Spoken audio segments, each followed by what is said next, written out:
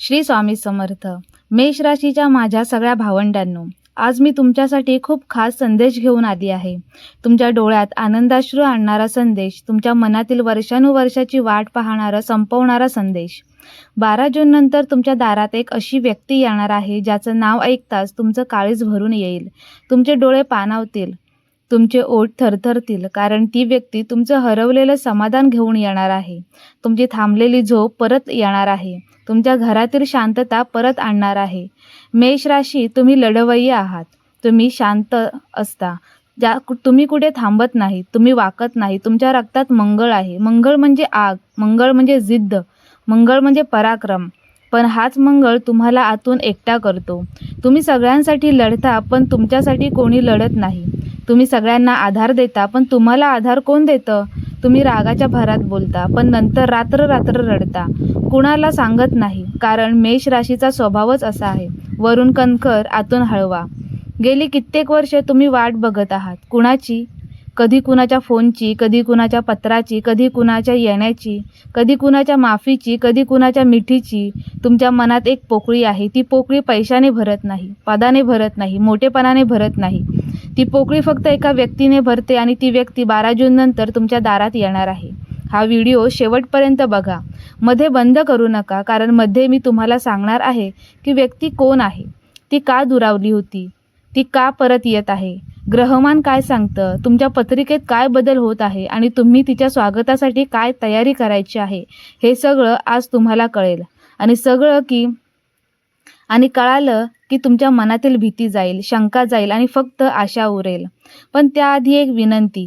हा संदेश तुमच्यापर्यंत पोहोचला याचा अर्थ तुमची वेळ आली आहे. तुमच्यासारखे लाखो मेष राशीचे लोक आहेत ज्यांना या संदेशाची गरज आहे, ज्यांच्या डोळ्यातलं पाणी पुसायचं आहे, ज्यांच्या मनातलं ओझं हलकं करायचं आहे. त्यांच्यापर्यंत हा व्हिडिओ पोहोचवण्यासाठी आत्ताच व्हिडिओला लाईक करा. तुमच्या एका लाईकमुळे कुणाच्या तरी आयुष्यातील काळोख संपेल, कुणाच्या तरी चेहऱ्यावर हसू येईल. आणि हा व्हिडिओ शेअर करा तुमच्या बहिणीला, भावाला, मित्राला, मैत्रिणीला, कारण शेअर केलेलं सुख दुप्पट होतं, शेअर केलेलं दुःख निम्म होतं. आणि कमेंट बॉक्समध्ये श्री स्वामी समर्थ लिहायला विसरू नका. तुमचं नाव लिहिल्याने तुमचे हाक स्वामींपर्यंत पोहोचते. तुमची वाट पाहणं संपते. तुमची श्रद्धा ज्या देवावर आहे, कुलदैवत, ग्रामदैवत, विठ्ठल, महादेव, दत्त, साईबाबा, गजानन महाराज, तुळजाभवानी, अंबाबाई, ज्योतिबा, खंडोबा, रेणुका माता, एकविरा आई, कालिका माता, ज्यांवर तुमची श्रद्धा आहे त्यांचं नाव कमेंटमध्ये नक्की लिहा. कारण नामस्मरणाने वाट बघितलेली व्यक्ती लवकर येते. आणि चॅनल सबस्क्राईब केला नसेल तर आत्ता सबस्क्राईब करा. घंटीचे बटन दाबा, म्हणजे 12 जूनला ती व्यक्ती आली की तुम्हाला काय करायचं ते मी सांगू शकेन. आणि यूट्यूबचे जे नवीन हाईप बटन आले आहे त्यावर नक्की क्लिक करा. तुमचा एक क्लिक आपल्या परिवाराला बळ देतो. मेष राशीच्या लोकांनो, तुमचा जन्मच लढण्यासाठी झाला आहे. तुम्ही पहिल्या राशीत जन्माला आलात. तुम्ही पुढे चालणारे आहात. तुम्ही मार्ग काढणारे आहात. तुम्ही थांबत नाहीत, तुम्ही वाकत नाहीत. तुमच्या राशी स्वामी मंगळ आहे. मंगळ म्हणजे सेनापती, मंगळ म्हणजे शस्त्र, मंगळ म्हणजे रक्त. म्हणून तुमच्या शब्दात धार आहे, तुमच्या नजरेत आग आहे, तुमच्या चालण्यात रुबाब आहे. पण हाच मंगळ तुम्हाला घाई करायला लावतो. हाच मंगळ तुम्हाला रागवायला लावतो.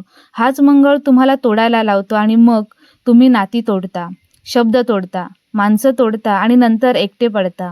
रात्री उशाला डोळे भरून येतात. वाटतं उगाच बोललो, उगाच रागवलो, उगाच दुरावलो. पण मग अहंकार आडवा येतो. माफी मागू देत नाही, माघार घेऊ देत नाही. तुम्ही विचार करता, मी का फोन करू, त्याने केला तर मी करेन. मी का जाऊ, तो आला तर मी जाईन. मी का सॉरी म्हणू, त्याने आधी सॉरी म्हणावं. या मीपणात वर्ष जातात, केस पांढरे होतात, सुरकुत्या पडतात, पण मनातील अढी जात नाही. मनातील वाट पाहणं संपत नाही. कित्येक मेष राशीच्या स्त्री पुरुषांनी मला सांगितलं आहे, ताई, लग्नानंतर नवरा बदलला. आधी प्रेम करायचा, आता बोलत नाही. ताई, बायको माहेरी गेली, परत आलीच नाही. मुलगा परदेशात गेला, फोन करत नाही. बहिणीशी भांडण झालं, 10 वर्ष बोलणं नाही. मित्राने विश्वासघात केला, अजून खपत नाही. आई बाबा गेले, शेवटच्या क्षणी भेट झाली नाही. ती खंत आयुष्यभर राहिली. ही खंत घेऊन तुम्ही जगत आहात. हसता, पण आतून रडता. सण साजरे करता पण मनातून नाही, लोकांमध्ये मिसळता पण मन लागत नाही. कारण मन एका व्यक्तीची वाट बघतं, एका आवाजाची वाट बघतं, एका स्पर्शाची वाट बघतं, एका माफीची वाट बघतं, एका मिठीची वाट बघतं. 12 जून नंतर ही वाट संपणार नाही. कारण ग्रह बदलणार आहेत, कारण वेळ बदलणार आहे, कारण तुमची तपश्चर्या पूर्ण होणार आहे, कारण देवाला तुमची हाक ऐकू आली आहे. आणि हो, व्हिडिओला लाईक करा. तुमच्या लाईकमुळे हा संदेश त्या व्यक्तीपर्यंत पोहोचेल जी तुमच्या दारात येणार आहे. कदाचित ती हाच व्हिडिओ बघत असेल आणि तिला कळेल की तुम्ही वाट बघत आहात. शेअर करा, तुमच्या शेअरने तिला धीर येईल. कमेंट बॉक्समध्ये श्री स्वामी समर्थ लिहायला विसरू नका. तुमचं नामस्मरण तिला ओढून आणेल. 12 जून नंतर मंगळ कर्क राशीत प्रवेश करणार आहे. कर्क म्हणजे जलतत्व, म्हणजे भावना, म्हणजे घर, म्हणजे आई, म्हणजे माया. मंगळ अग्नितत्व आहे. जेव्हा आग पाण्यात जाते तेव्हा ती विझत नाही, तर वाफ होते, ऊर्जा होते, शक्ती होते. 12 जून नंतर तुमचा राग वितळणार आहे, तुमचा अहंकार पाझरणार आहे, तुमचं काळीज मऊ होणार आहे आणि मग तुम्ही ज्याला दुरावलं होतं त्याला जवळ कराल किंवा तो तुम्हाला जवळ करेल. 12 जून नंतर गुरु मिथुन राशीत जाणार आहे. गुरु म्हणजे ज्ञान, म्हणजे समृद्धी, म्हणजे जडत्व. मिथुन म्हणजे संवाद, म्हणजे बोलणं, म्हणजे भेटणं, म्हणजे पत्र, म्हणजे फोन. गुरु मिथुनमध्ये आला की तुटलेले संवाद जुळतात, बंद झालेली पत्र पुन्हा सुरू होतात, खुंटलेले फोन पुन्हा वाजतात, गैरसमज दूर होतात, सत्य बाहेर येतं आणि मग माणसं जवळ येतात. 12 जून नंतर शुक्र वृषभ राशीत स्वगृही होणार आहे. शुक्र म्हणजे प्रेम, म्हणजे नाती, म्हणजे लग्न, म्हणजे सौंदर्य, म्हणजे समाधान. वृषभ म्हणजे स्थिरता, म्हणजे घर, म्हणजे कुटुंब. शुक्र स्वगृही आला की घरात प्रेम वाढतं, नात्यात गोडवा येतो, दुरावलेली माणसं परत येतात, लग्न मोडलेली परत जुळतात, घटस्फोटाच्या कागदावर सही राहते आणि मग 2 जीव पुन्हा एकत्र होतात. 12 जून नंतर शनी मीन राशीत मार्गी राहणार आहे. शनी म्हणजे कर्म, म्हणजे न्याय, म्हणजे शिस्त, म्हणजे विलंब. शनीने पुन्हा वाट बघायला लावली, कारण शनी परीक्षा घेतो, शनी संयम शिकवतो, शनी अहंकार तोडतो. आता शनी मार्गी झाला आहे. आता तो फळ देणार आहे, तुमच्या संयमाचं फळ, तुमच्या वाट पाहण्याचं फळ, तुमच्या अश्रूचं फळ. 12 जून नंतर राहू कुंभ राशीत येणार आहे आणि केतू सिंह राशीत जाणार आहे. राहू केतू म्हणजे भ्रम, म्हणजे गैरसमज, म्हणजे फसवणूक, म्हणजे विरह. इतके दिवस राहूने तुमच्या मनात गैरसमज निर्माण केले, केतूने तुम्हाला एकटं पाडलं. आता राहू केतू राशी बदलणार आहेत, त्यांचा प्रभाव कमी होणार आहे आणि मग सत्य समोर येणार आहे. खरं काय होतं ते कळणार आहे आणि मग तुम्ही म्हणाल, अरे उगाच गैरसमज करून घेतला, उगाच दुरावलो. मग ती व्यक्ती कोण? ती व्यक्ती तुमची आई असू शकते, जी रागावून माहेरी गेली होती. ती व्यक्ती तुमचे बाबा असू शकतात, ज्यांना तुम्ही उलट बोलला होतात. ती व्यक्ती तुमचा नवरा असू शकतो, जो कामानिमित्त लांब गेला होता आणि परत आला नाही. ती व्यक्ती तुमची बायको असू शकते, जी माहेरच्या त्रासाने निघून गेली होती. ती व्यक्ती तुमचा मुलगा असू शकतो, जो शिक्षणासाठी परदेशात गेला आणि संपर्क तुटला. ती व्यक्ती तुमची मुलगी असू शकते, तिचं लग्न करून दिलं आणि ती सासरी रमली नाही. ती व्यक्ती तुमचा भाऊ असू शकतो, ज्याच्याशी जमिनीवरून वाद झाला. ती व्यक्ती तुमची बहीण असू शकते, जिच्याशी लग्नात भांडण झालं. ती व्यक्ती तुमचा जुना मित्र असू शकतो, ज्याने गैरसमजातून बोलणं बंद केलं होतं. ती व्यक्ती तुमची पहिली प्रेम असू शकते, जी परिस्थितीमुळे दूर गेली. नाव वेगळं असेल, नातं वेगळं असेल, पण भावना एकच असेल, वाट पाहणं. आणि 12 जून नंतर ती वाट संपणार आहे, कारण ती व्यक्ती तुमच्या दारात येणार आहे. हातात नाही तर मनात प्रेम घेऊन, डोळ्यात नाही तर हृदयात पाणी घेऊन, ओठावर नाही तर काळजात माफी घेऊन. माझ्या भावंडांनो, मध्ये पुन्हा सांगते, व्हिडिओला एक लाईक करा. तुमच्या लाईकने त्या व्यक्तीचं मन बदलेल. शेअर करा, तुमच्या शेअरने तिला रस्ता सापडेल. कमेंट बॉक्समध्ये श्री स्वामी समर्थ लिहायला विसरू नका. तुमच्या नामस्मरणाने तिचं पावलं तुमच्या दाराकडे वळतील. मेष राशीच्या लोकांनो, तुम्ही मान्य करा किंवा नका करू, पण तुमच्या मनात एक पोकळी आहे. ती पोकळी रात्री जाणवते, सणाला जाणवते, एकटे असताना जाणवते, आजारी पडल्यावर जाणवते, अपयश आल्यावर जाणवते, यश मिळालं तरी सांगायला कोणी नाही म्हणून जाणवते. तुम्ही ऑफिसमधून दमून येता, दार उघडता, घर शांत असतं, पण ती शांतता खायला उठते, कारण तिथं हसणारं, बोलणारं, भांडणारं कोणी नाही.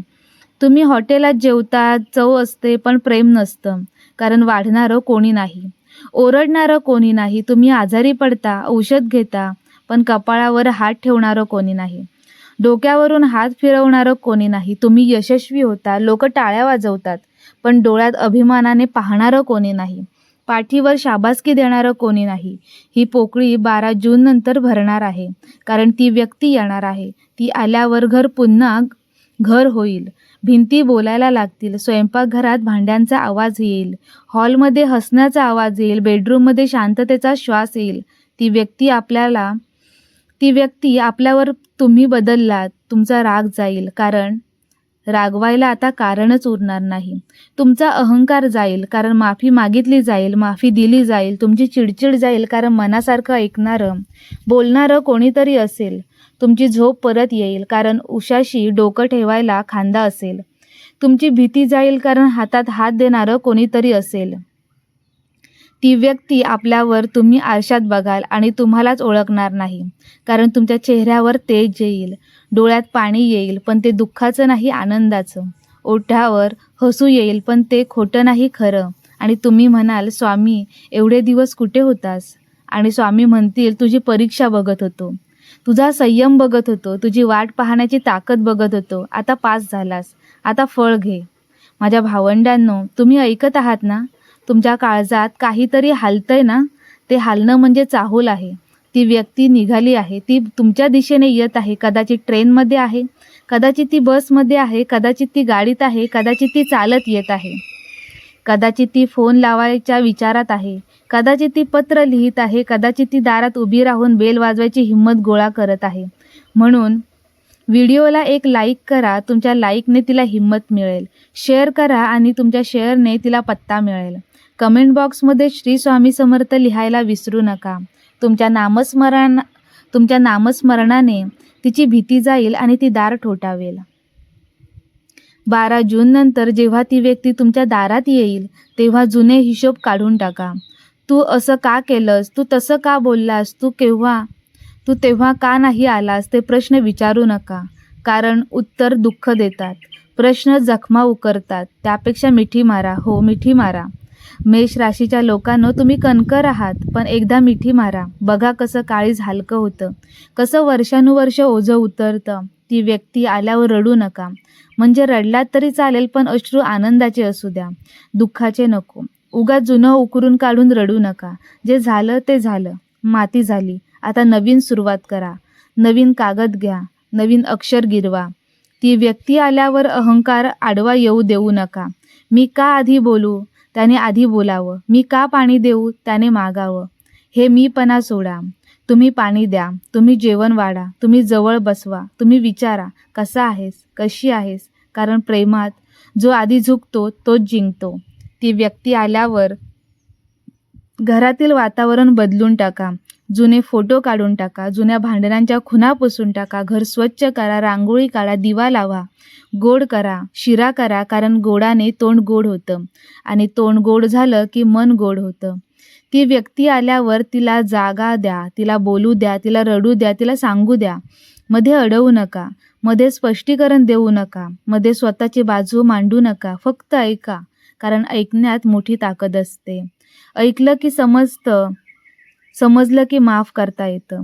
ती व्यक्ती आल्यावर देवाचे आभार म्हणा, हे स्वामी, तू ऐकलंस, तू आणलंस, तू जुळवलंस. आणि मग त्या व्यक्तीला सांग, चल देवाला नमस्कार करू.